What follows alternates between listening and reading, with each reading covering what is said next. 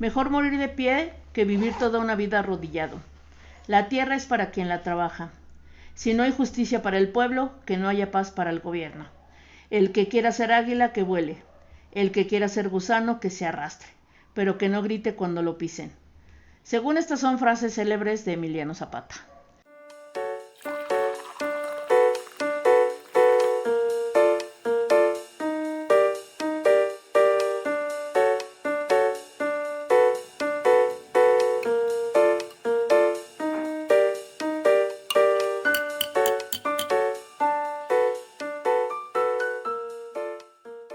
Mi nombre es Fran y me estoy tomando un café con mamá. Mi nombre es Monse y soy la mamá de Fran.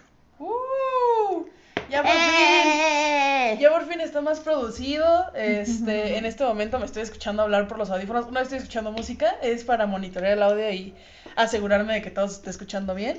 Es raro porque me estoy escuchando hablar por los audífonos, pero es agradable. He estado probando, digo, no voy a decir, no sé si se veía la marca, no sé, no es algo que me afecte. Pero la verdad es que estoy muy feliz de que ya estemos un poquito más producidos. Hemos estado viendo que nos está empezando a ir bien. Por ahí vimos bueno, yo lo vi, no sé si tú lo viste, que hay un comentario en el último episodio que subimos de alguien hasta de Monterrey que nos está viendo y que no es mi hermano. Entonces se siente bonito esta calidez, que aunque seamos pocos, pues vamos poquito a poco. O sea, son 4 capítulos y ya somos poquito menos de 70 personas aquí. Entonces es bonito saber que estamos creciendo poquito a poco, pero estamos yendo bien. En general, me hace mucha ilusión todo lo que está pasando y sobre todo también el capítulo de hoy, que aunque no va a ser como no va a tener como tanta información, al menos no por mi parte, no va a ser como la gran cosa, pues está lleno de historia, como la que queremos hacer aquí, ¿verdad? Como siempre, o sea, realmente también yo estoy muy contenta, de verdad estoy muy contenta, se los dije desde un principio, yo creo que, bueno, para la edad que tengo nunca fue como algo que yo hubiera imaginado estar haciendo esto en mi vida, pero yo lo estoy haciendo con mucho gusto, pero también por el apoyo y la emoción que Fran le está poniendo a esto, porque realmente le está echando todas las ganas del mundo, investiga bien y platica y ve y busca, y entonces como que me comparte esta emoción y todo, y bueno, hace que pues hagamos esto, ¿no? No tenemos la gran producción como otras personas que admiramos. ¿6 de copas? Allá vamos. Sí. O sea, de ahí nació la idea. O sea, yo sé que no, digo, no lo sabemos, no somos todólogos, no lo sabemos todo, pero en general yo creo que son no solamente mi filosofía, sino un ejemplo de vida magnífico, de que pues echándole ganas se pueden hacer las cosas. Entonces, yo sé que no es la situación en todo el mundo, pero al menos yo creo que puede ser la nuestra. Entonces, pues echarle ganas.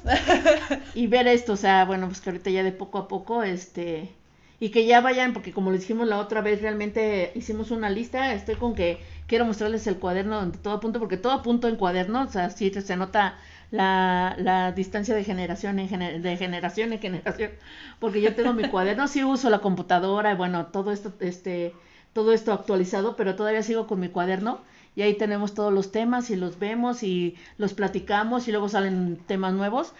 También, o sea, ciertamente sí, a lo mejor no es mucha la información que traemos, pero es buena. Estamos descubriendo también cosas. Le decía hace rato a Frank cuando estábamos comiendo que hay cosas que cuando estamos investigando, pues yo sabía, o sea, no puedo decir, digo, soy maestra, pero por supuesto que no, y me gusta mucho la historia, pero no lo sé todo, o sea, tampoco no lo sé. Entonces al momento también de investigar cosas, porque ciertamente con eso quería también tocarlo como punto, porque en la escuela que nos enseñan, o sea, nada más nos enseñan la historia de lo que ellos quieren, o de la gente que hacía el libro, no lo sé, que quería que supiéramos, ¿no? Sí, claro, bien lo dijimos alguna vez que esto también estábamos, sí, lo mencionamos en el primer episodio, ¿no? Este podcast nació del hecho de que sabemos que aunque no somos los científicos o los historiadores o los matemáticos, sabemos que tenemos conversaciones interesantes y sobre todo a mí se me hace, no sé cómo decirlo, pero se me hace, justo interesante, sorprendente que una persona de tu edad, que digo, suena feo, suena muy feo, pero yo tengo, o sea, por ejemplo, algunas mamás de mis amigas, yo creo que no se podrían sentar a platicar así con sus hijos y es algo que yo valoro y Y me encanta, y sobre todo las pláticas que tenemos no se basan en un yo no estoy de acuerdo y tú sí, o cosas así. O sea, en general siento que estamos abiertos sobre todo a debatir y a entender que nuestra forma de ver el mundo puede cambiar a través de la información que conocemos o no. Y es justamente por eso es muy importante el capítulo de hoy en día, que sabemos que lo platicamos algunas veces, la historia a final de cuentas está escrita por los que ganaron la guerra, ¿no? Entonces, pues hasta yo creo que ya se intuye o ya lo leyeron en el título o lo que sea, pero pues este episodio se trata sobre pues historias que no nos cuentan sobre en la escuela sobre la revolución, en este caso, que ya también nos tocará hablar en algún momento de la independencia, cosas del estilo, pero hoy creo que se nota, es bien sabido, o al menos quiero pensar por qué es este capítulo el de la revolución y no de algún otro momento de la historia, ¿no? Yo no sé, así que lo va a decir mi mamá. No, no es cierto. De hecho, pues hoy es el mero día, no sé, a lo mejor en dos días saldrá ya este episodio, pero lo estamos grabando justamente el mero día El 20, mero 20. que es el día de la revolución, que de hecho como anécdota el domingo estábamos aquí, estábamos almorzando y se oían los bomberos, las ambulancias, patrullas, sí. Fuerte, porque insistimos que vivimos en el centro, y se oía muy fuerte. Bueno, ustedes saben lo que acaba de pasar reciente también aquí cerca de casa. Sí. Entonces todo empezamos así de, ¿qué pasó?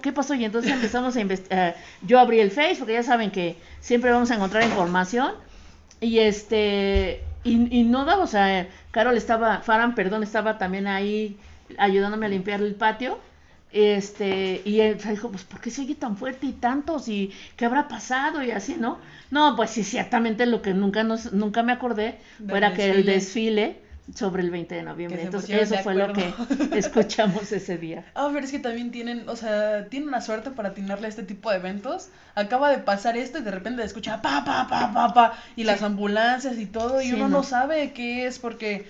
O sea, sé que estas cosas se avisan, pero no es como que vayan tocando puerta en puerta de, oigan, mañana va a haber mucho ruido. No, entonces nos agarra de sorpresa este tipo de situaciones. También lo de los concheros, que de repente se escucha el taca, y no sabes de dónde es, porque ellos sí no avisan por ningún lado que van a ensayar. Entonces, sí todos estos son siempre una sorpresa para nosotros. Hace poquito también, cuando fui justamente el domingo, en la noche que venía yo de regreso a la casa de la fiesta de mi amiga, nos tocó ver una caravana de bochos también. O sea, pasan cosas muy bonitas aquí en el centro. El sábado.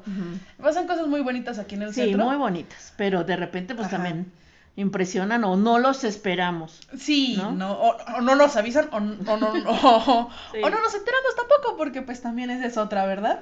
Bueno, entonces hablamos otra vez, les decía, la historia a mí me gusta mucho, pero la historia, bueno, ya hablamos sobre las leyendas, pero hablamos... en algún momento también hablaremos sobre los pueblos mágicos, por qué son mágicos, todo. Pero aquí sí quería también sacar a colación.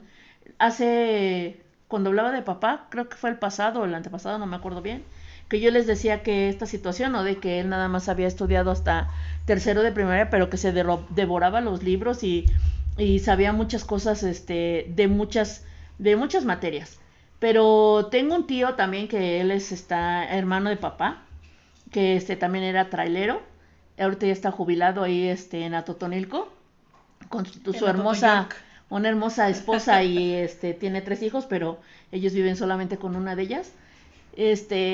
Y entonces mi tío Alfredo también le encanta la historia, él también leía mucho, lee mucho, y la verdad es que sentarse con él y le gusta mucho, entonces también habla, y a mí eso es lo que me gusta, o sea, sentarme con una persona que sabe, y que dijo Fran hace rato algo muy cierto, hay que debatir, pero no con la mentalidad de que yo llegue que diga, pero yo tengo la razón. Sí, entonces ya no es debate. En general, tengo entendido que el debate, si una persona está de acuerdo a debatir, es porque una de dos, o está dispuesto a él cambiar de mentalidad, o que la otra persona esté dispuesta a cambiar de mentalidad, o al menos encontrar un punto medio. Por eso es que se hacen los debates. O intercambio de ideas. Ajá, ¿no? Sí, porque si no, no es un debate. Exacto. O sea, si no existe, de entrada, si no existe un mediador, un mendigo iba a decir, un mediador no es un debate, de entrada. Pero, pero de no haber tiempos. Bueno. Porque si no es una plática normal, una discusión. Porque un debate se supone que es porque tiene que tener estructura, tópicos, tiempos, mediador. De hecho, hay un youtuber que no voy a mencionar nombres, que dice que hace debates y no. Él lo que hace son discusiones. Porque no existen, no hay tópicos, no hay tiempos, no hay un mediador. O sea, ok, pero yo me refiero a que cuando tú estás abierto a esta situación, tienes que decir, yo tengo, o sea, siempre le digo, tenía una prima que no se burlaba, no, sino que se le hacía gracioso que yo decía, este es mi correcto, ¿no? Tú puedes tener tu correcto, pero no significa que ni yo esté mal o bien, ni que tú estés mal o bien, ¿no? Es tu correcto, es mi correcto y es tu correcto. Entonces, lo único que vamos a hacer es intercambio, pero yo insisto, cuando tú entras a una plática o como sea de decir, pero es que yo tengo la razón y tú no, o sea, yo te voy a escuchar, pero tú no tienes la razón, yo creo que ya no funciona. Al final de cuentas, yo creo que es un tema muy importante del que se va a tratar hoy y es cuestión de perspectiva. Exacto, todo nada es más. Cuestión de perspectiva. Nosotros les ponemos así como el menú, ¿no? Nosotros les ponemos el menú y tú vas a tomar el que más te guste, el que más te sientes a gusto. Entonces, eso es. Y que si no, también puedes no tomar nada. O sea, en general, exacto, no son historias, las cosas que nosotros investigamos. En general, pues uno puede hacer lo que quiera con la información que le llegue. Y pues no venimos aquí a final de cuentas, cualquier filósofo lo ha dicho, la verdad absoluta no existe. Exacto, y no venimos aquí a decir, esta es la verdad y así son como deben de ser las cosas. Entonces, y quien sea, ni el que escriba historias, ni los historiadores más viejos o más, o sea, no hay una verdad exactamente, no hay una verdad absoluta. No existe la verdad absoluta. En fin, entonces, pues empezamos. Si molestamos, si empezamos. Claro. Es que están fría y fría ya. Y no acuérdense que tenemos las dos perritas que como dan lata cuando estamos en este momento. Es que están chiquitas, entonces pues todavía están en esa edad de, ay, es que quiero jugar. Entonces, jugar, pues, exacto. Fastidian un poquito, pero las amamos. No, Ni modo. Sí. Entonces, ahora sí, empezamos con el tema. Lamento interrumpir el episodio así, solamente quiero decir que ya sé que dijimos que íbamos a subir episodios miércoles y domingo, solamente que hemos tenido un poquito los horarios un poquito apretados. Igual adelantamos este episodio porque se nos pasaron los días muy rápidos y ya no alcanzamos a hacer el episodio el 5 como teníamos pensado hacerlo, y mejor decidimos hacer como el episodio 5. Igual no se descarta la idea del episodio 5, va a ser el siguiente, pero pues de todos modos tuvimos que adelantar esto por las fechas, ¿no? En fin, esperemos que lo disfruten, vamos a ser un poquito más constantes y solamente me alegra decir que ya va a mejorar muchísimo la calidad tanto de los videos como de la edición. Y pues nada, eso, si les gusta el capítulo, véanlo completo, si les gusta, denle like y suscríbanse. Gracias. Bueno, yo quiero empezar, uno de los temas que se me hace interesante e importante, son las mujeres que estuvieron en la Revolución Mexicana. Yo hace muchos años me acuerdo que leí un libro de Elena Poniatowska que se llamaba Las Rieleras y hablaba sobre ellas, ¿no? O sea, las vestimentas, por qué existían, y la verdad es que durante mucho tiempo también sobresalía el hablar de los hombres, lo que habían hecho los hombres en la época de la Revolución, y poco de las mujeres. Y lo que hablaban de las rieleras eran las rieleras o las adelitas, que ahorita vamos a ver que también tenían otro tipo de no solamente eran adelitas y rieleras, sino también tenían otro tipo de nombres, ¿no? De apodos. Pero muchas de ellas eran, decían que, bueno, que se las robaban para que fueran las que les hicieran el almuerzo, ya saben, la comida, todo lo que querían en ese tiempo, que era nada más referente a la mujer.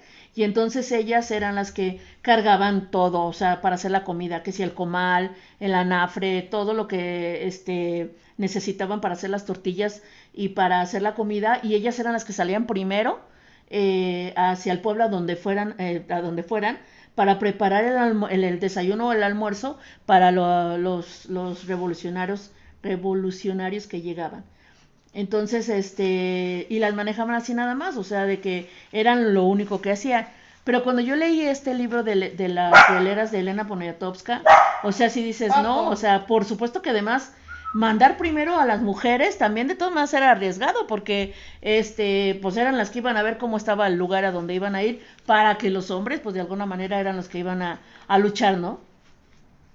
Pero también hablan en ese libro también habla mucho de que muchas adelitas rieleras se vestían, o sea, les robaban la ropa a los hombres para vestirse como revolucionarios, y ellas llegaban a pelear, o sea, y que más de alguna vez ganaron, o sea, con esa vestimenta, vestidas de hombre, porque pues como mujeres por supuesto que no las iban a recibir, no en ese momento, no al principio. Entonces ellas lo que hacían era, pues ellas también creían en ellas y creían que podían ayudar no solamente haciendo la comida, no solamente cargando el comal y el maíz, sino también luchando por lo que ellos creían también, porque también estaban luchando por sus hijos, porque sus hijos tuvieran un mejor futuro. Y entonces están las Adelitas. Dice, ¿quiénes eran las soldaderas o Adelitas en la Revolución? Las soldaderas o Adelitas eran mujeres que acompañaban a los combatientes en diversas tareas. La gran mayoría cumplía roles de cuidado, cocina y enfermería, aunque a veces participaban activamente en combate. La Revolución Mexicana fue un conflicto armado que se inició en 1910 como consecuencia del descontento popular hacia la dictadura de Porfirio Díaz. Recuerden también que hablamos sobre Porfirio Díaz, así como muy poco, así como algo sombrío sobre las puertas de que cobraba. Él era el que cobraba porque empezó a cobrar muchos impuestos y él era uno de los que... Sí, pues dictadura a final de cuentas. Así es, era un dictador. Acuérdense, aparte también aquí fue donde se firmó lo de la Constitución y él fue el que de los que vinieron. Dice, durante aquel movimiento existieron una gran cantidad de personajes que al día de hoy son recordados por sus hazañas y por su participación dentro de la Revolución Mexicana. Sin embargo, dentro de todas las personas que participaron, se destacan las Adelitas. Las Adelitas simbolizan a las mujeres que enfrentan la adversidad con valentía. Fue en la etapa de 1914-1917 que se hizo explícita la afiliación revolucionaria de las enfermeras y esta se correspondió con los cuerpos del ejército en los que prestaron sus servicios. Las mujeres a las que se les dio el apodo de Adelitas cuidaron de los heridos, hicieron de espías, abastecieron de alimento los campamentos, procuraron el honor de las jóvenes y se pronunciaron en contra de la injusticia social que oprimía a los jornaleros. Del mismo modo, también exigieron sus derechos como mujeres y ciudadanas de México. En los casos necesarios, las Adelitas también tuvieron que unirse a la lucha y tuvieron que hacer uso de armas de fuego para formar parte de la contienda. La intervención de las Adelitas se dio en diferentes campos que estaban en aquel tiempo designados a los hombres, desde la producción agrícola, el uso de armas de fuego y el diseño de estrategias militares.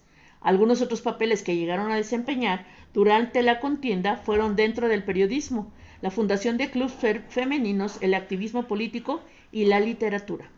Las acciones y todo lo relacionado a estas mujeres fue lo que determinó a la mujer como rompedora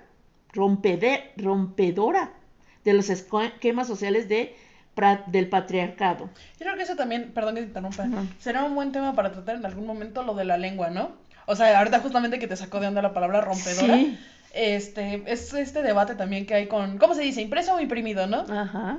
Justamente hay como muchos lingüistas que dicen que hay gente que apoya mucho de que no, es que el diccionario y no sé qué y no sé cuántos. Y la lengua española. Ajá, y es lo que mantengo yo con mis amigos. A final de cuentas, ese diccionario, o sea, nosotros no estamos hechos para evolucionar para ese diccionario. Ese diccionario está hecho para evolucionar para nosotros. El diccionario se actualiza conforme nuestro vocabulario evoluciona.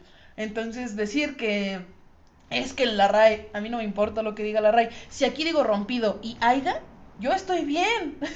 Y el hecho de que me corrijas no te hace ni superior ni mejor persona que yo. Claro que no. Entonces, yo creo que ese también sería un buen tema a tratar en algún momento. Yo no soy lingüista, no estudié lenguas, no estudié español, entonces claramente no soy como el mejor ejemplo, porque yo también me equivoco mucho al hablar. Pero sé que hay mucha gente que sí como que defiende, o sea, por ejemplo, lo de es que no se dice ella, o es que no se dice imprimido, o ese tipo de cosas, ¿no? Que también sería un buen tema de tratar en algún otro momento. Que también es interesante, que ahorita se me vino a la cabeza por lo que dijiste de rompedoras. Y digo rápidamente, aquí es algo de que también los niños lo utilizan por su lógica, de porque, por ejemplo, y bien, o sea, no sé por qué me vino a la mente el chavo y los niños cuando dicen vamos a jugar, pero porque eso yo lo relaciono con el juego, y por eso dicen vamos a jugar, ¿no? Entonces, sí, tiene sentido. Claro, claro. Las acciones y todo lo relacionado a estas mujeres fue lo que determinó a la mujer como, ya lo había leído, de la rompedora social. Dice, del nombre de Adelita, aquí viene, que es por Adela Velarde Pérez, que fue Dice, toda revolución necesita un héroe y una musa. Y Adela Velarde Pérez fue las dos cosas. Fue musa y fue héroe. Pero como sucede con todos los mitos identitarios, en la historia de esta mujer que posiblemente inspiró el corrido más famoso de la Revolución Mexicana y dio nombre a las Adelitas, se entreteje la memoria y la leyenda. Y de hacia Adelita se fuera con otra. Sí, justamente estaba pensando, yo dije, es que hay una canción que dice algo de una Adelita. Y yo estaba duro y dale, y me la estaba tratando de recordar, pero no me acordaba. Y ahorita que sí, ya. Amerita. Dice, la imagen de Adela Velarde, jovencísima, de ojos grandes, mirando intensamente a la cámara bajo su enorme sombrero, porque hay una foto que es emblemática en donde dice que esa es Adela Velarde. Y esta, aquí como que la están, ¿cómo se dice que te están diciendo cómo es una persona? Que es güera, blanca. ¿Describiendo? Te está describiendo, exacto. Perdón. Dice, mirando intensamente a la cámara bajo su enorme sombrero, agarrando una bandera mexicana en una mano y una espada en la otra. Su diminuto cuerpo, cruzado por un cinturón de balas, encarna la esencia de un espíritu nacional, de una identidad mexicana valiente y revolucionaria. Ella representa a las miles de mujeres anónimas que se unieron a la Revolución Mexicana, a las que se conoce como Adelitas, y que consiguieron derrocar la dictadura de Porfirio Díaz. El corrido de la Adelita, quizá el más famoso de toda la época de la Revolución, se cantaba obsesivamente en los frentes y hoy se sigue escuchando, popularizado por cantantes como Jorge Negrete o Amparo Ochoa, pero bueno, de esa época, ¿no? Estamos hablando y ellos ya ni están.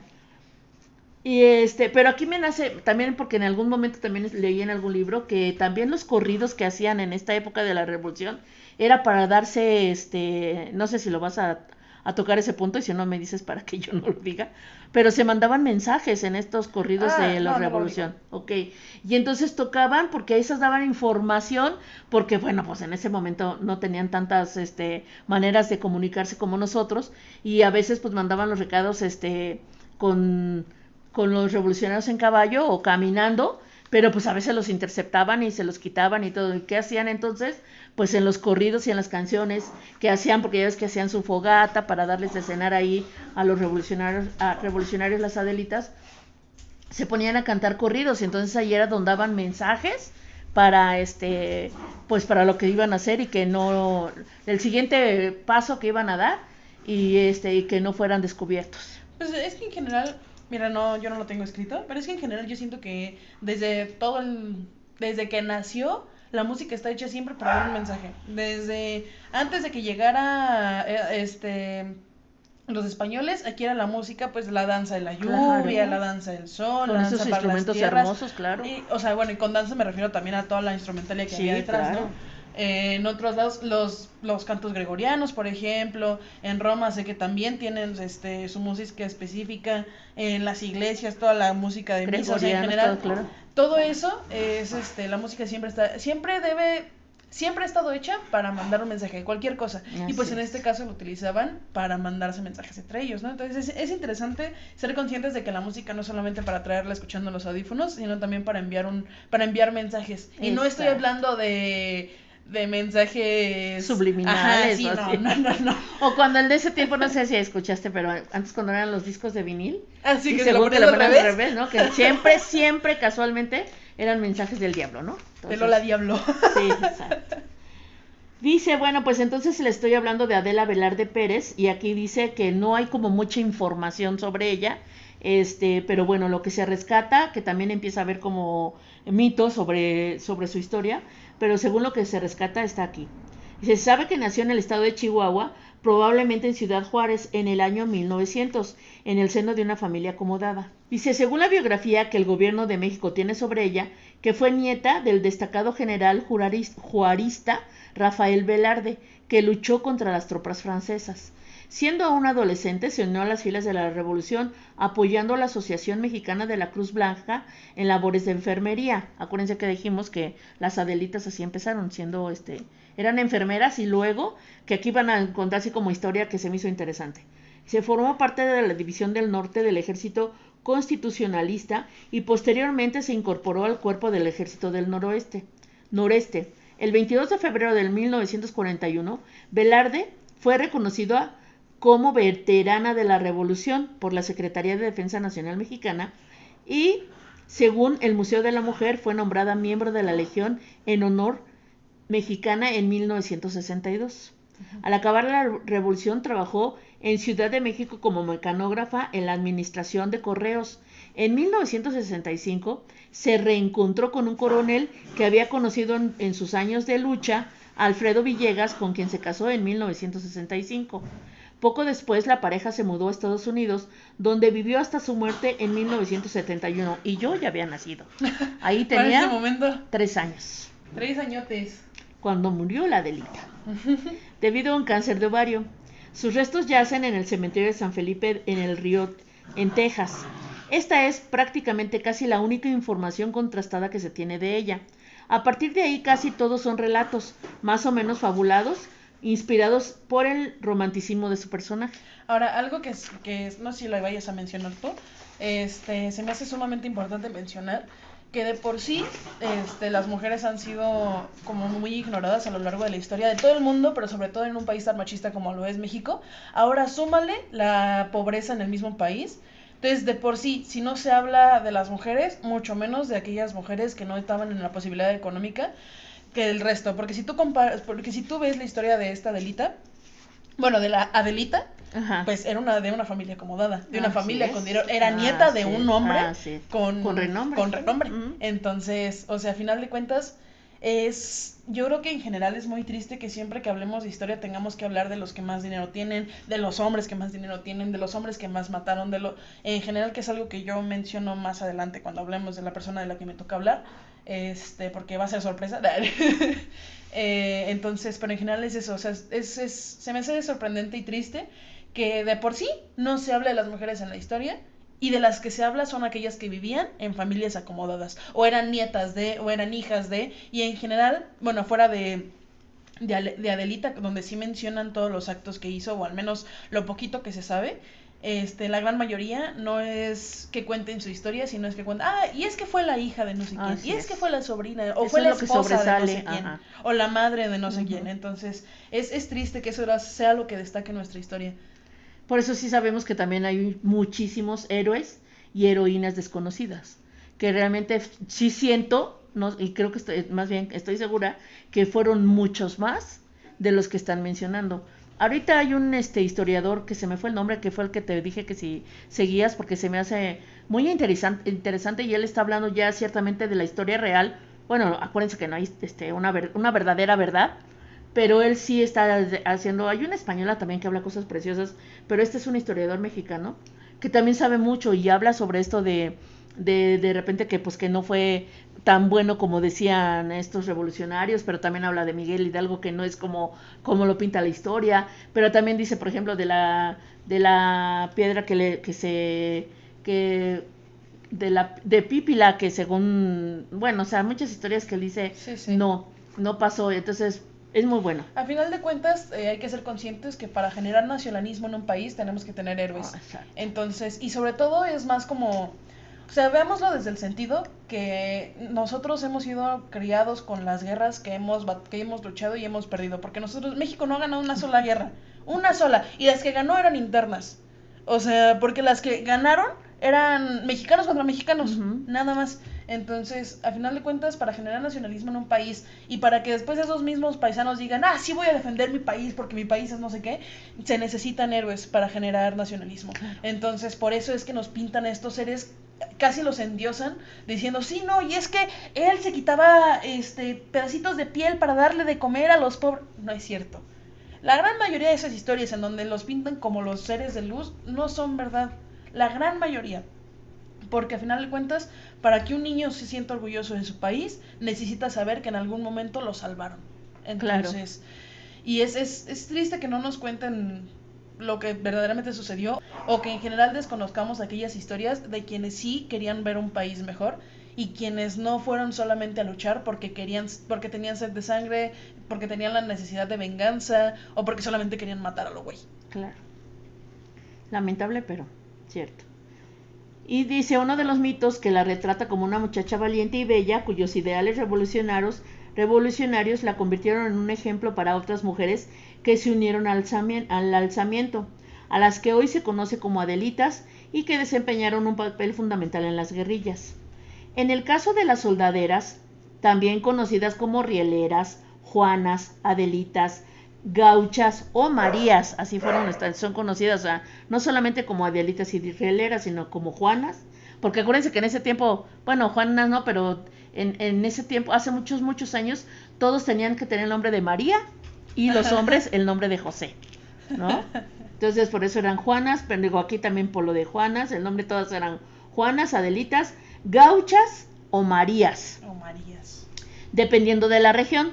Se trató de mujeres del campo y de los sectores urbanos más pobres que fueron forzadas a unirse al ejército siguiendo el camino de sus maridos o de sus hijos, que era lo que les decíamos, o sea, estas realmente para mí son las realmente heroínas, porque son las que porque caminaban, porque mientras los revolucionarios iban en sus caballos, bueno, sí, muchos generales y coroneles, ¿no? O sea, y muchos iban caminando, pero las mujeres eran las que iban cargando muchas cosas y realmente pues eran sí muchas mujeres heroínas. Aquí hablan otros nombres también aparte de Adela.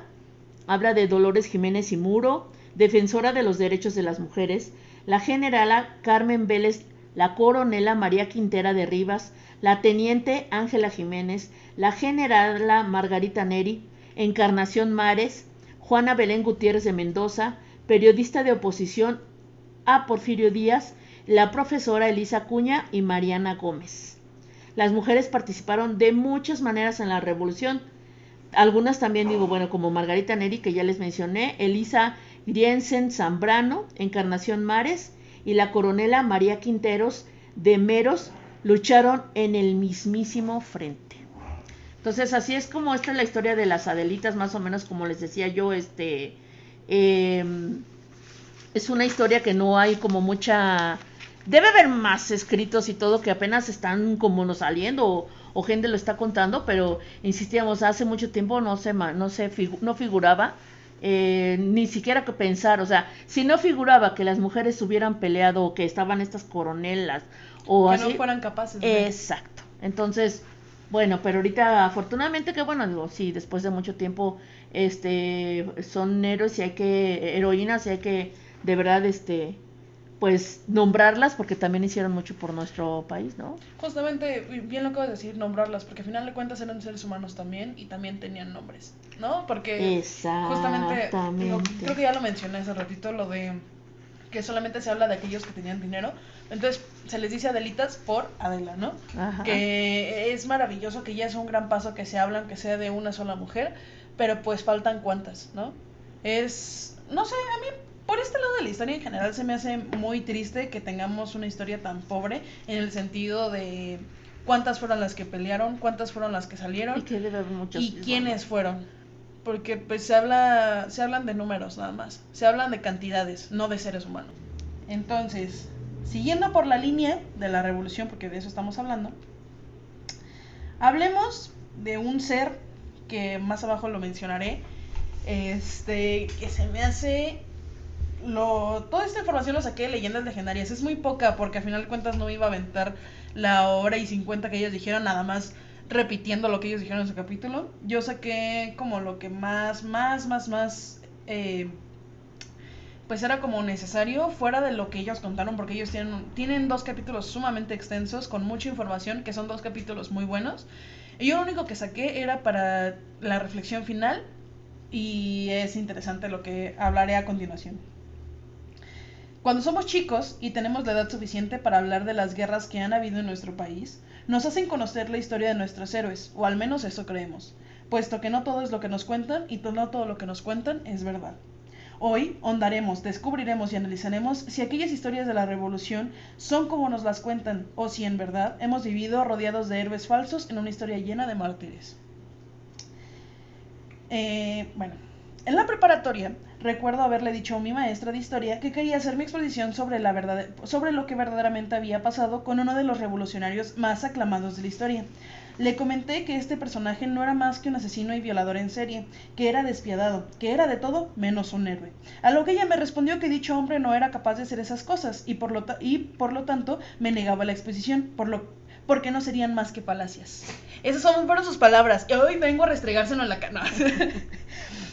Hoy me presento y espero que en su sillón junto a su esposo me vean hablar del hombre al que tantas rosas le tiró.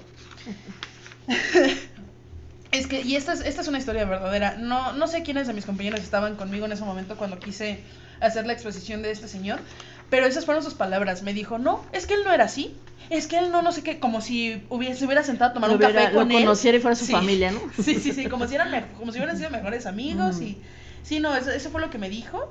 Yo recién había visto el capítulo de Leyendas Legendarias. O sea, recién lo había visto. Fue en segundo semestre, casi saliendo de segundo semestre. Yo me mandó a final. Y yo quería salvarme con esa exposición. Y le dije, deme chance, que no sé qué, que no sé cuánto. Mire, vi una investigación, voy a ahondar más en esto. No, es que no es así, él no puede ser, él no sé qué. Y fue así como, bueno, está bien. Cuando chico, Doroteo era infumable. No quiso ir a la escuela y siempre tuvo una personalidad sumamente agresiva, a tal grado de que su abuela lo amarraba al mezquite y lo dejaba ahí por horas con la esperanza de que eso le ayudara un poco a calmarse. Se tiene el mito de que a los 14 años se fue de su casa para matar a un hombre que había violado a su hermana, pero eso es totalmente falso. Eso sabía. Sí, y se dice, bueno, en Leyendas Legendarias, en el capítulo de Leyendas Legendarias, mencionan que Badía se puso a investigar con una de sus amigas que es historiadora porque él no tenía el tiempo con otras personas se puso a investigar, y que justamente en esa investigación descubrieron que este dato era falso, que él en ningún momento se fue de su casa para matar a alguien que había violado a su hermano, eso nunca pasó. Fíjate. Cerca de esa edad falleció su mamá y él no estaba en su casa debido a que su familia no aprobaba los comportamientos de Doroteo. De hecho, no asistió al funeral debido a que se encontraba muy lejos, asaltando y matando a una persona llamada Natividad Bustamante. O sea, ni siquiera fue para ir al funeral de su mamá porque se encontraba muy ocupado matando a una persona. Al irse de casa, después de abandonar a su madre y a sus 4 hermanos menores, se unió a una banda de criminales en donde lideraba un señor llamado Pancho Villa. En esa misma banda había otros hombres que, junto con su líder, habían cometido demasiados crímenes muy violentos como para mencionarlos. Con ellos, como ejemplo, Doroteo no tardó mucho en aprender sus mañas y volverse aún más agresivo de lo que de por sí ya era. Estos hombres en el podcast de Leyendas Legendarias cuentan que, por ejemplo, uno de ellos mató a uno de sus mejores amigos. El Pancho Villa era también... El Pancho Villa original, el original. Ah, dije, pero ¿cómo sí, el original. Más adelante pues contaré. Aquí abajito, fíjate. de hecho. Sí. También era una fichita de persona. En general todos ellos eran unos bandoleros y se dedicaban a saquear gente y a matar, a robar ganado, a quemar casas, a todo eso. En esta banda ya empezaron los asesinatos por parte de Doroteo. Se dedicaba a cuidar el ganado robado y quemar pequeños sembradíos de gente que no tenía nada que ver con él, que no le hicieron nada. O sea, literal era como de pasada, y mira, ahí hay un pueblito, pues vamos a quemarlo, y ya. Igualmente se cuenta que, aún de adolescente, tuvo que haber asesinado al menos 15 personas. De adolescente, ni siquiera era como que ya tenía, no, de chavito. Cuentan que él, por cada asesinato que hacía, marcaba su pistola y por eso llevaba la cuenta. Entonces por eso él presumía haber matado a más de 57 personas, pero se tiene registro de al menos 15, cuando todavía era un adolescente. Wow. El último crimen en donde se tiene registro de esta banda fue donde el Pancho Villa original desapareció y no se volvió a saber nada de él. Se supone que esto fue, si no mal recuerdo, en una granja en donde quemaron cosas y todo eso, y fue donde la banda se separó, en donde su primer mentor desapareció. Algunos dicen que se fue a Estados Unidos, otros dicen que se fue a Colombia, otros dicen que se fue a España, otros dicen que murió ahí, no se sabe qué fue lo que sucedió con él. Doroteo adoptó su nombre porque lo consideraba su padre, y oficialmente esta es la historia de Pancho Villa, o al menos de sus crímenes fuera de lo que nos cuentan en los libros de historia. Sí. Al final, él se llamaba Doroteo. Yo esto no lo sabía hasta antes de escuchar el capítulo de Leyendas Legendarias. Arango. Yo no sabía que se llamaba Doroteo. Yo pensé que era Francisco Villa y que ese era su nombre. Yo no sabía que el nombre lo había sacado de su mentor, que era también un hijo de su madre. Eso no sabía. Y, no sabía, pero sí sabía que se llamaba Doroteo Arango. Sí, sí, Doroteo Arango. Pancho Villa, hermano de Ciudad fuera del libro de historia. Y sí, maestra, a la que no voy a mencionar su nombre. Este señor sí fue un despiadado sin alma que tuvo la suerte de cometer sus crímenes a la mitad de una guerra, y por lo tanto no es considerado un asesino serial, pero de todos modos es un ser despreciable al que por alguna razón llamamos héroe. porque esta es mi carta de odio contra la maestra. Me mandó a final 2 semestres, se lo merece.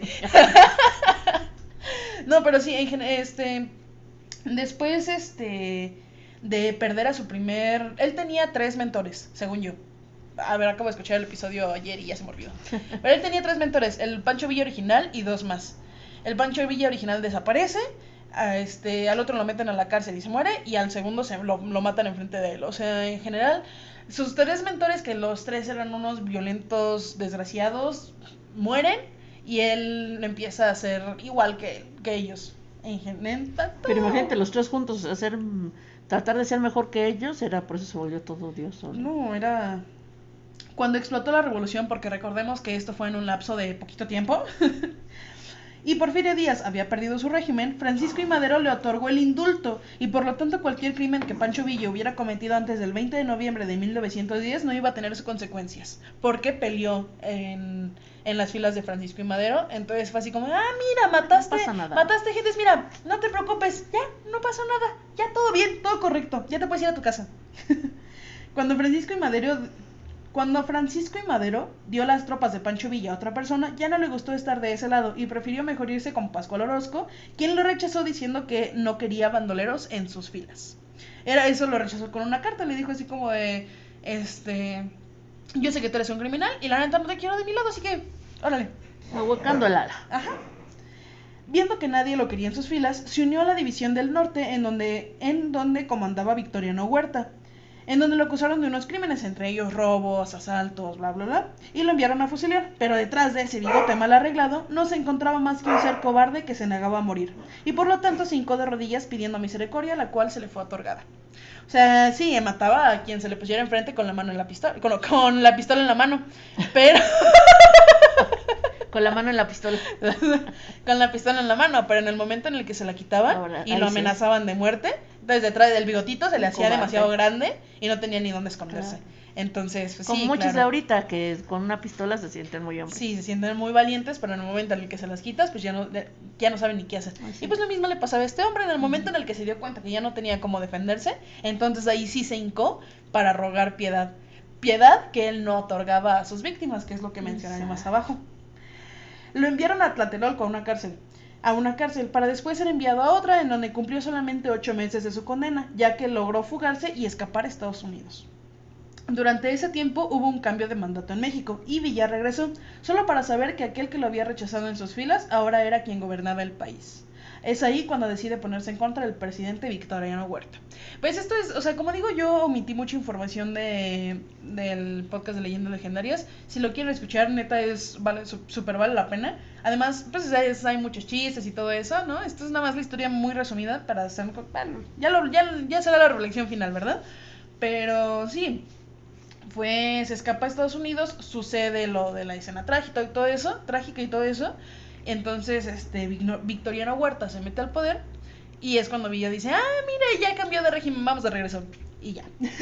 Okay. La gente de ese entonces temía al sádico asesino que se encontraba en contra del presidente, y por lo tanto muchas personas decidían mejor unirse a él que enfrentarlo. Curiosamente, las muertes provocadas por Villa no eran en la batalla, sino cuando ya eran prisioneros, los cuales pedían piedad, pero Villa era demasiado cruel para otorgárselas. Entonces, seguimos por la misma línea. Era un cobarde, porque él no mataba cuando los tenía armados enfrente de él. Él los que mataba ya cuando estaban arrestados, ya cuando eran indefensos, ya cuando no podían hacer nada. Ahí es cuando él los mataba. O sea, sobre todo, más que un valiente revolucionario, era un cobarde asesino. Villa tenía un modus operandi demasiado sádico. Recorría los pueblos abusando de las esposas, madres, hermanas e hijas de aquellos que estaban en su contra, haciéndolos ver aquellas escenas horribles para después fusilarlos. No le gustaba gastar muchas balas, así que decidía formar a aquellos que iban a ser fusilados en filas de 3 personas para que de una sola bala acabara con ellos. O sea, además de todo, codo. Porque los formaba de 3, les apuntaba a la cabeza y disparaba, para que de una sola bala atravesara a los 3.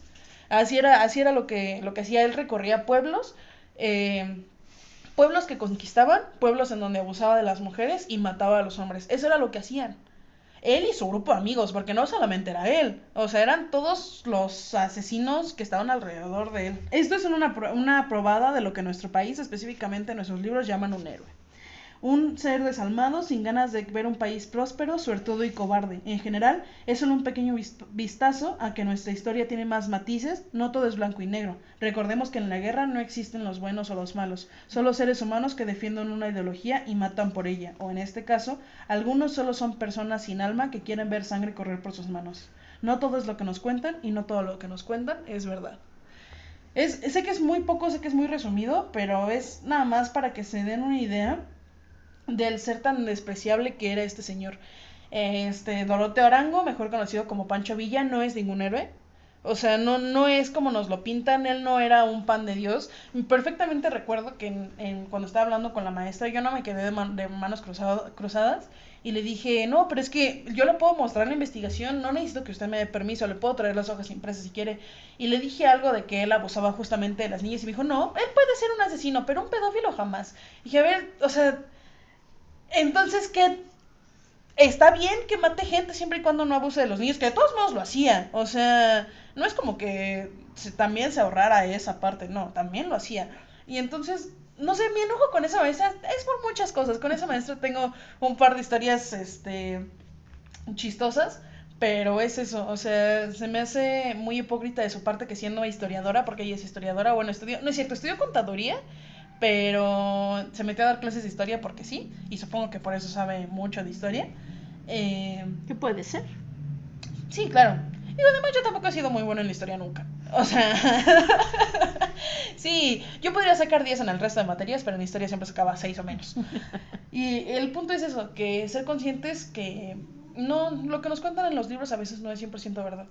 No, ciertamente lo decíamos hace rato y así podemos hablar de los niños héroes que no eran héroes y que no eran esos niños y que, o sea, tampoco no eran, o sea, ni tan niños, pero que eran hijos de generales y coroneles, por eso Que le ese pusieron. día estaban borrachos Y, en una cantina en un prostíbulo y lamentablemente les llegaron, o sea, mentira que Juan Escutia se aventó con la bandera diciendo viva México, todo por mi patria, o sea, y no porque muchas se cosas que, tropezó. pero todo eso nos lo enseñan precisamente lo que tú lo acabas de mencionar, ¿no? Porque necesitamos como seguir a alguien, como decir, este es mi ídolo de pues para seguir defendiendo nuestra patria, ¿no?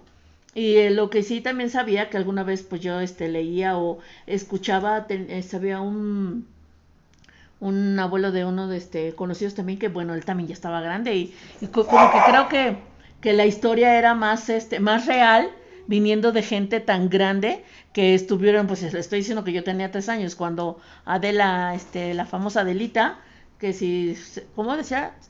Si Adelita se fuera con otro, tenía yo 3 años cuando Adelita murió, ¿no? Entonces había un señor ya grande que él también decía que pues ya le tocó casi lo final y todo y hablaba muchas cosas.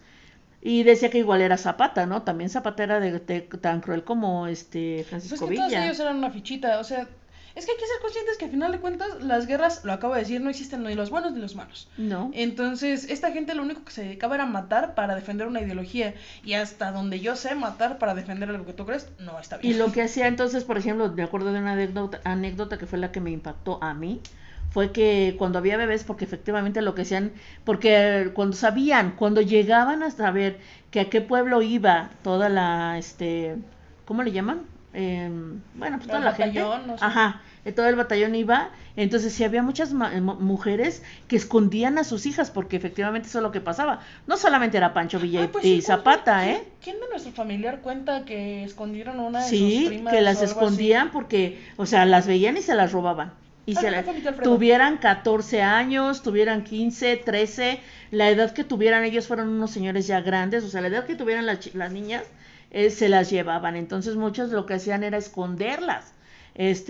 Unas lograban esconderlas, otras las encontraban porque también lo que hacían era pues quemar todos los lugares donde ellos vivían, pero también cuando encontraban bebés, o sea, los agarraban y empezaba a preguntarle a la gente, a su gente, ¿tú lo vas a cuidar? ¿Tú lo vas a cuidar? Y pues todos decían, no, pues no, y en ese momento le disparaba al bebé, o sea, efectivamente así de cruel eran los dos, tanto Zapata como Pancho Villa.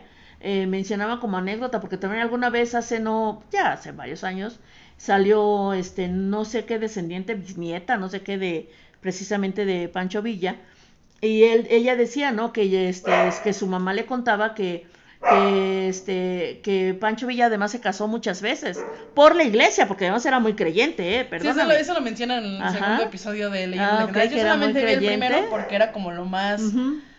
que era muy creyente, y entonces llegaba con el sacerdote y me quiero casar por la iglesia, ¿no? Entonces, más de alguno como que le decía, pero pues si apenas el año pasado o no sé cuántos años te casé, y por la iglesia se supone que por la religión católica pues solamente puedes casarte una vez, sí, muere la esposa, entonces puedes casar otra vez porque pues ya eres viudo. Pero si nada más te separaste, la dejaste, no se puede, según la religión católica, ¿no? Pues que no decían que justamente Pancho Villa mataba en nombre de Dios o algo así. Así es, por eso te digo, era muy creyente. Pero entonces, ¿qué sacerdote le iba a decir que no lo iba a casar por la iglesia? Sí, no, claro. Pues no. Entonces, él se casó muchas veces por la iglesia. También decía que, bueno, pues él vivía en una hacienda y también llegó, o sea, tenía...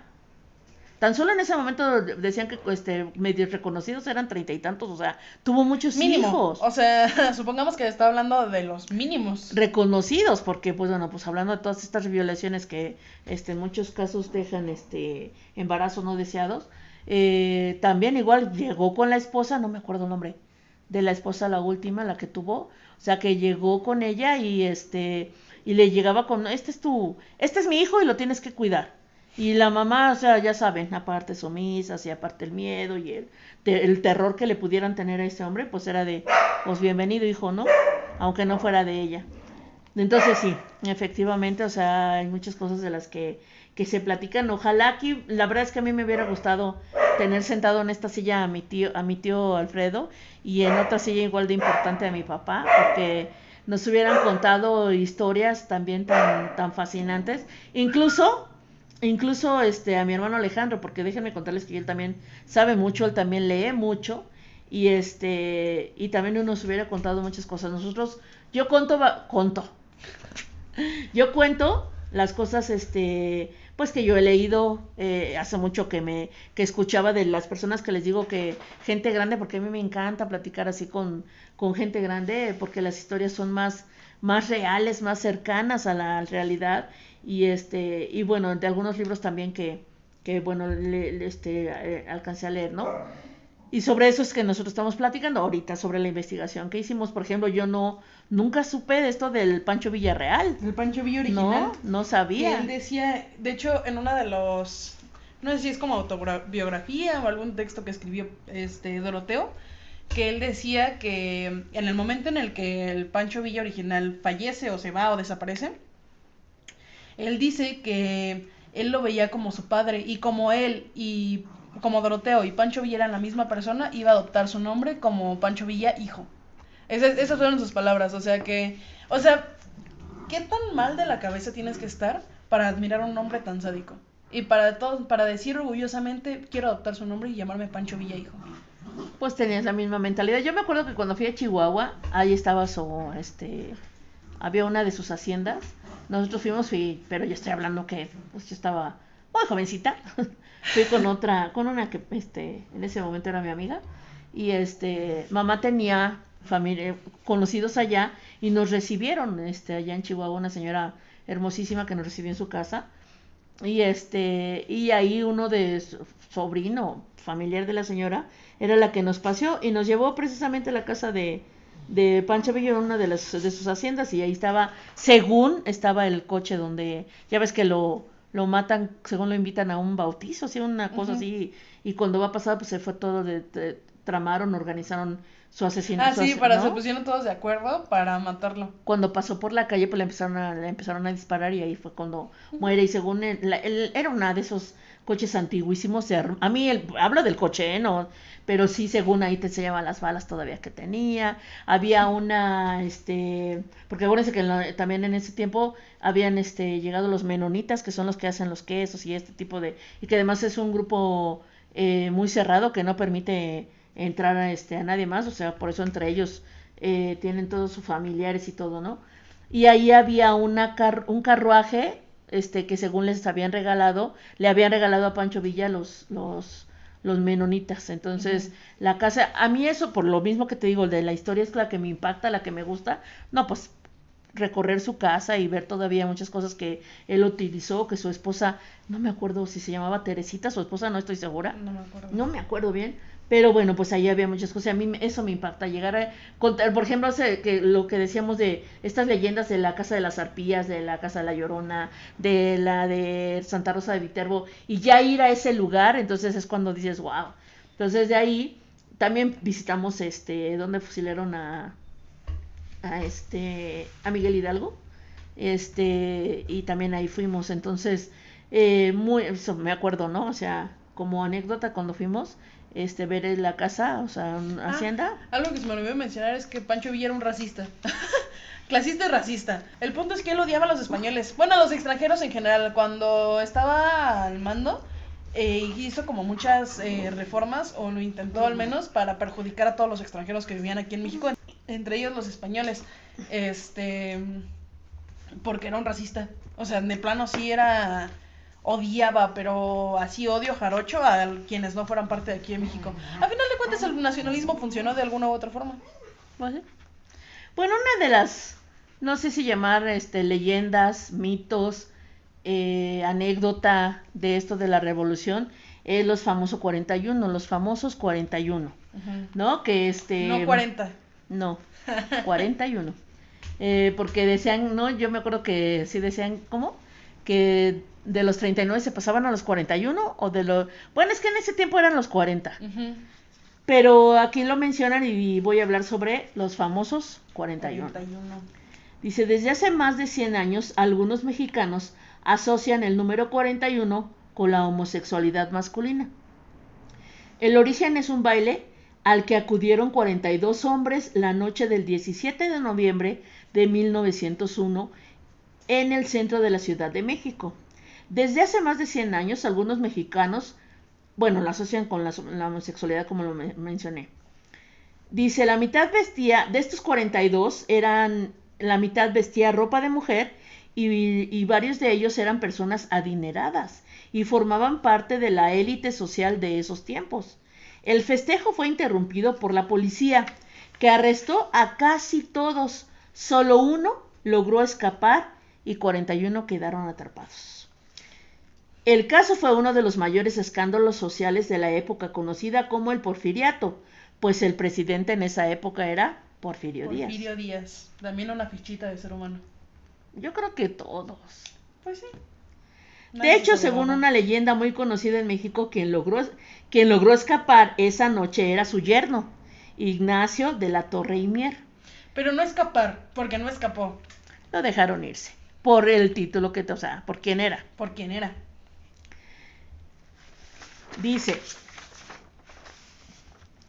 el escándalo de 1901 se conoce como el baile de los 41 maricones. O sea, aparte ya también cada tiempo y porque esto, o sea, yo les puedo decir que cuando a mí me enseñan historia y que escucho y todo eso, esto era como, aparte, debo reconocer que cuando yo era una niña, todavía hablar de la homosexualidad, ¿no? Entonces, se contagia. Era un tema, era un tabú, o sea, pues sí, cuidado, y no se hablaba de eso. Entonces, mucho menos esto que habla sobre... ¿Cómo? ¿En nuestros seres también existían los gays? No. Exactamente. Entonces dice, este baile tuvo lugar en la calle de La Paz, en lo que hoy es el centro histórico de la capital y cerca del Palacio Nacional, la residencia del presidente. Según los diarios de la época, la única fuente documental del caso, un policía escuchó ruido en una casa a las 3 de la madrugada y al asomarse descubrió a las parejas, que acuérdense que eran 42, que eran, la mitad estaban vestidos de hombre y la mitad vestidos de mujeres. Entonces pidió refuerzos para detenerlos, algo que según el abogado Harris era ilegal. No existía un motivo para haberlos detenido. Jurídicamente la homosexualidad como tal nunca ha estado prohibida en México, pero aquí hablamos sobre la religión y todos los mitos, sí, y todo eso, ¿no? Sí, no, o sea, aunque no estuviera prohibida, pues seguía siendo pecado. Súper señal, exacto. Durante más de un siglo la identidad del resto de los detenidos no se conoció, hasta que el abogado Juan Carlos Harris, quien se define como un historiador frustrado, localizó los nombres de 7 de ellos en los archivos de la Suprema Corte de Justicia de la Nación. Las personas identificadas como porque promovieron amparo contra su conscripción forzada en el ejército son Pascual Barrón, Felipe Martínez, Joaquín Moreno, Alejandro Pérez, Raúl Sevilla, Juan B. Sandoval y Jesús Solorzano. Pero Harris encontró algo más, una serie de abusos y violaciones contra los detenidos que más de un siglo después comenzó a develarse. Que era lo que yo les decía, o sea, hace mucho tiempo esto estaba pero en un cofre, pero sellado con 5 candados y porque estaba súper prohibido hablar de este tema, ¿no? Sí, claro. Dice, pero casi todos fueron arrestados, que excepto lo que decía, ¿no? De los, creo que leí una antes, perdón, porque decían que casi todos fueron arrestados, excepto el yerno de Porfirio Díaz. De Porfirio Díaz.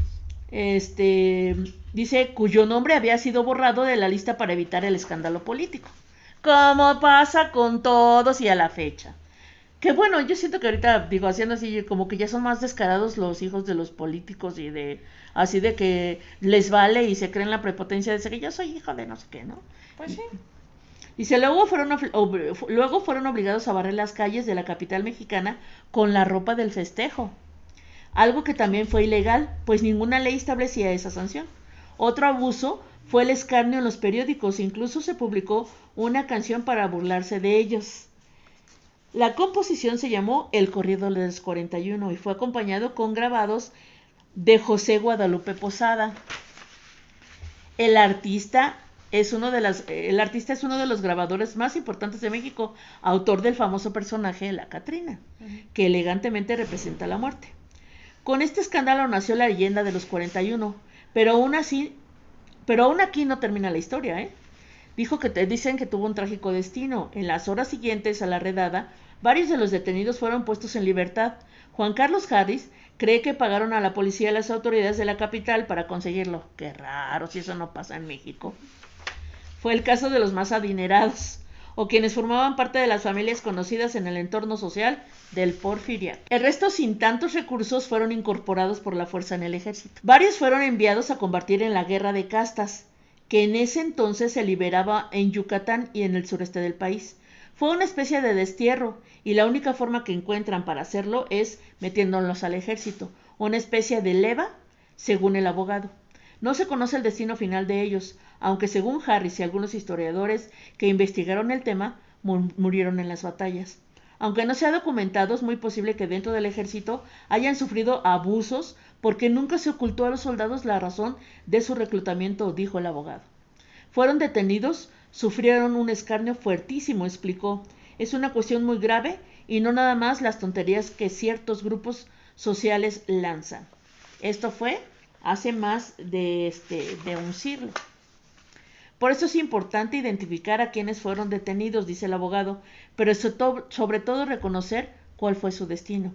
Hay intentos muy serios, muy graves de retroceso, incluso buscando la supresión de derechos civiles. A lo mejor no entendemos lo que eso significa.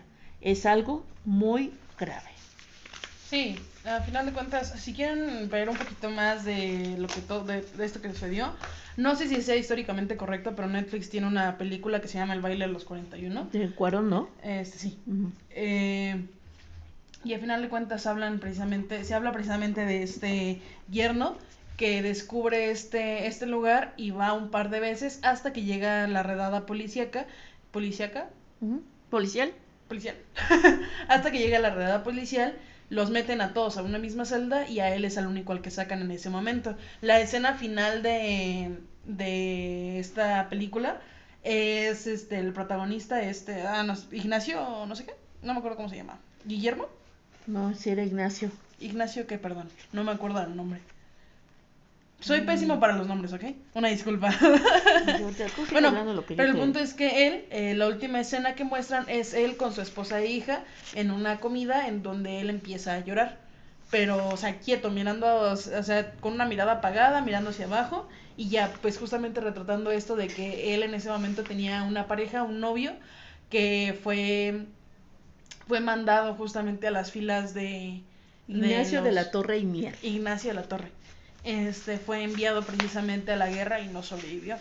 Entonces, y no fue el único. Justamente es importante, yo creo en general, que es lo que mencionábamos desde las Adelitas. Es importante mencionar que no estamos hablando de números, estamos hablando de seres humanos. Exacto. Entonces, el hecho de que no sepamos los nombres de las Adelitas, el resto de los nombres de los 41, de los 42, pues en general es muy triste que solamente los veamos como solamente las Adelitas y no los veamos como Carmen, como María, como Adela, así que solamente sean un grupo en general y en este caso que solamente conozcamos o reconozcamos 7 nombres de los 42, que es tan triste que solamente seamos conscientes de que 7 de esas personas se sabe quiénes son y el resto no. Y no es, perdón, bueno, sigue. y no es solamente, y no es para decir, es que míralo, él estaba, no, a final de cuentas son seres humanos y se necesita el reconocimiento para seguir avanzando en nuestra historia. En general siento que aquí en México nos falta mucho, mucho, mucho avance en muchas situaciones y que es tan triste que a pesar de que haya pasado más de un siglo de eso, sigamos sin saber quiénes son y que no se haga un esfuerzo fuera de estas personas que mencionas por reconocerlos. Y exactamente, y volvemos a lo mismo.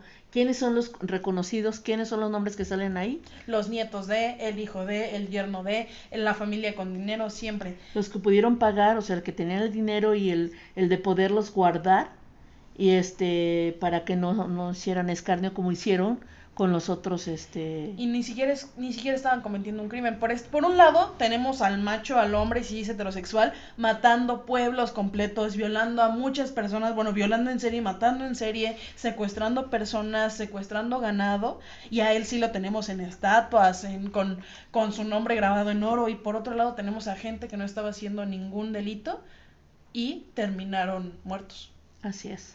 No es solamente las únicas personas que existen. Si se dan también un chapuzón por parte de la historia mexicana, específicamente la historia LGBT mexicana, existe el primer general trans, que me tocaba a mí investigarlo y no lo hice porque no por falta de tiempo, por falta de inspiración para hacerlo, porque es una historia muy extensa, pero existe también nuestro primer general trans que existió en la revolución, que se llama Amelio. Lamentablemente él tiene un museo en la Ciudad de México en donde tienen su death name escrito, porque pues otra cosa no, pero aquí en México respetar no sabemos, entonces tienen escrito su death name que no voy a mencionar, pero se llama Amelio. Él me da mucha risa, bueno, no me da mucha risa, pero se me hace muy curiosa esa historia porque desde muy pequeño él sabía que no quería formar parte de una guerra yendo por el lado de las mujeres. Entonces, desde muy chico empezó a tener estos comportamientos como de hombre. Y cuando se enteró de las Adelitas, él dijo, no. Y se hizo general, porque él era general. Él no era de que peleador, general, él era un general. Y llegó ahí y a quienes no respetaran ni su nombre ni sus pronombres, se lo agarraba a plomazos. Él otra cosa no, pero se dio a respetar. Entonces, son estas pequeñas cosas de la historia que no mucha gente conoce, que yo me enteré apenas hace unos años. De esto del baile de los 41 tampoco lo conocía hasta que Netflix sacó la película. Entonces es muy triste que tengamos que enterarnos muchísimo tiempo después y sobre todo que no haya mucha gente que lo sepa o que no quiera saberlo, porque al final de cuentas aquí en México seguimos como muy, muy retrasados en ese tipo de cosas, donde no sabemos que al final, en donde no somos conscientes que al final de cuentas seguimos hablando de humanos. Entonces, exacto. Eso es lo que tenemos que hacer, ya empezando a aterrizar un poco el tema, es eso, de dejar ya de estar dando números y decir, o sea, o los de este lugar o los de estos, sino realmente ver quiénes fueron los verdaderos héroes y ver efectivamente, así como mencionamos a las Adelitas, poquitas, porque insistimos que fueron muchas heroínas, muchas, que dieron la vida, que realmente lo hicieron por querer darle una mejor vida a sus hijos y a sus esposos, porque también eran mujeres que muchas de ellas también pues todavía digo que amaban mucho al esposo y a los hijos y querían darle una vida mejor, que también, o sea, igual qué padre sería que si hubiera un reconocimiento por de todos los héroes que a la fecha estos héroes, por ejemplo, que ahorita está de la inundación que hubo, de la lluvia tan fuerte que hubo en España y que se fueron los topos de aquí de México a ayudar allá, que también dice son héroes, o sea, ya he estado viendo en las redes sociales cómo los españoles dicen, o sea, de México llegaron hasta allá y están ayudando a sacar gente y están salvaron algunas vidas, salvaron muchos cuerpos porque también pero esos son realmente nuestros héroes, o sea, esta gente pues que le ayuda a lo mejor a la gente de la tercera edad, La gente que ayuda también deben considerarse como héroes. Yo creo que ya también ahorita en esta época, en muchos sentidos hay mucha gente que se está volviendo como muy indiferente, porque pueden estar golpeando, robando, abusando de alguien y se voltean, o sea, se voltean, no ayudan y eso es muy triste, es muy triste. Yo creo que hay que quedarnos con lo que verdaderamente sucedió, no con este ser endiosado que nos dicen que se quitaba la comida de la boca para dársela a los demás, sino con las personas, porque al final de cuentas la historia está forjada no solamente por aquellos que ganaron la guerra, sino por al final de cuentas humanos, y los humanos tienen muchos matices, no son enteramente buenos ni enteramente malos, lo hemos mencionado, existen seres humanos que hacen cosas buenas y que hacen cosas malas, no seres humanos buenos y malos. Entonces, que sí hay gente que es muy desgraciada y lo que quieras, pero pues al final de cuentas tenemos muchos matices, muchos colores, estamos muy difuminados en muchos sentidos, viajamos de lo malo a lo bueno y de lo bueno a lo malo en cualquier segundo, y al final de cuentas hay que ser conscientes que nosotros siempre vamos a ser el villano en la historia de alguien más, y que hay que vivir con eso.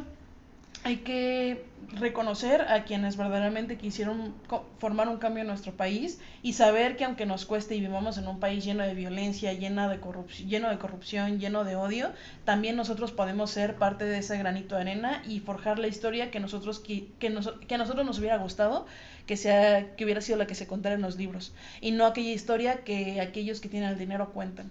Exacto. Entonces, yo creo que viene con la línea del capítulo anterior, no porque seamos conscientes de lo que pasó tenemos que repetirlo, sino todo lo contrario, porque somos conscientes de lo que sucedió, podemos hacer un cambio y podemos demostrar que México no tiene que ser el país en donde existe la pobreza, en donde existe la violencia, que sé que es difícil, que sé que estoy hablando desde el privilegio, que sé que estoy hablando desde que yo no vivo en un hogar lleno de violencia, lo sé, soy consciente de ello, pero pues se puede hacer el cambio. Creo que nos va a costar, porque no, yo sé que no todo México está dispuesto a cambiar, pero los poquitos que lo estamos podemos luchar para que así sea. Y tiene que ser desde aquí, desde nuestra casa. O sea, no podemos salir a querer ayudar allá afuera, pero aquí en casa pues somos malagradecidos o somos violentos con la gente que tenemos cerca. Hay que empezar aquí desde casa. Y es lo que decimos nosotros, hablando ya un poco como maestra, es lo que decimos nosotros. Yo he estado en comunidades donde la violencia es muy fuerte, en la familia y pequeñitos, o sea, porque nosotros atendemos niños de 3 a 6 años. Imagínense niñitos pequeñitos que llegan y digan que, bueno, que su papá les pega o que mamá los trata mal o que no por ejemplo, en el año pasado que yo estuve en un jardín, había una señora que era abuela que estaba peleando por la custodia de su nieta y de su nieto, que los teníamos en esa escuela, yo estaba como directora y precisamente acababa de pasar los Reyes, estábamos regresando de vacaciones y la abuela llegó llorando. La abuela se dedicaba a hacer gelatinas para mantener a sus nietos y dice que cuando se entera que llega el aguinaldo, porque el papá el papá tenía la custodia de los niños, pero la abuela los atendía porque el papá tenía que ir a trabajar pues para alimentar a los niños. Pero ustedes saben que en diciembre pues hay dinero. Entonces, ¿qué hace la mamá? Demanda al papá porque le quiere quitar a los niños pues para que le dé el dinero. Entonces, el señor, hasta eso eran jóvenes, muy jóvenes, le ofreció pues una parte, pues no podía dárselo todo porque también pues cómo mantenía a sus dos pequeños hijos, ¿no? Pero dentro ya saben, a veces las leyes pues no están como muy, no sé, tienen ahí sus inconsistencias. Y se los logra llevar la mamá, precisamente en los días de los Reyes, y la niña llegó muy afectada porque pues le preguntan que qué le trajeron los Reyes y le dice que nada, que porque su mamá le dijo a ella, una nena de 5 años, que a las perras no les traía nada. Entonces, nosotros decimos, para nosotros el preescolar, la escuela para nosotros debe ser la red de apoyo para estos niños que en casa están viviendo dificultades, situaciones muy, muy difíciles. Nosotros en preescolar tenemos que hacerle como la vida más leve y debemos hacer esa red de apoyo que a veces, pocas veces, o sea, la mayoría papá o mamá están ahí presentes, o la abuela o el tío, o los hermanos mayores, pero nosotros como maestros eso tratamos de hacer. Yo he tenido la fortuna de estar en escuelas donde las maestras están ahí presentes, están buscando estrategias. Ahorita en la escuela que estoy así están. Las maestras siempre están buscando la manera de apoyar a los niños. Afortunadamente en esta escuela donde estoy no hay tantos niños que que estén tan afectados, hay pocos, pero esos pocos estamos tratando de apoyar. Entonces, pero nuestro granito de arena debe empezar en casa, desde casa. El yo te respeto, el yo estoy ahí presente, el yo te apoyo, el yo te estoy aquí, el yo te amo, pero aquí empiezo, para entonces después en la calle, después así. Yo creo que entonces si empezáramos todo así, esto sería bien diferente. Sí, se me hace curiosa también una de las frases de el que no conoce su historia está condenado a repetirla, y se me hace muy curiosa, sobre todo porque entonces, pues cuéntame la historia bien, ¿no? Si tú no quieres que yo repita la historia que tú me estás contando, entonces cuéntame la historia tal cual es, y no me la enroces, no le pongas brillantina y colores.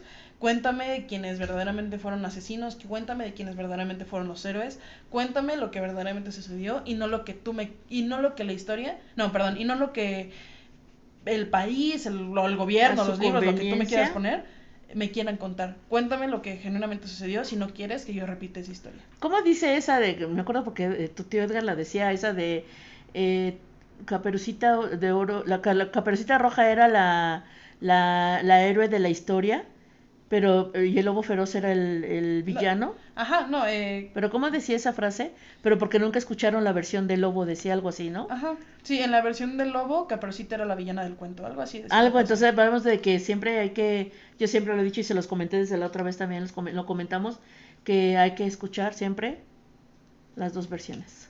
Digo, hablando de estos temas en general, no estamos hablando de temas externos. No. Estamos hablando de esto de ahorita, de la historia, porque al final de cuentas, estoy diciendo mucho a final de cuentas y a final de cuentas, pero es que al final de cuentas, me refiero a que la historia de México, lo dije anteriormente, no existe una guerra ganada y está llena de mártires. Entonces, si nosotros queremos un México mejor, no hay que mirar lo que se hizo, sino lo que se puede hacer. Y podemos hacer todavía mucho por nuestro país. Y con esto nos quedamos. Y esto fue Un café con mamá. Salud.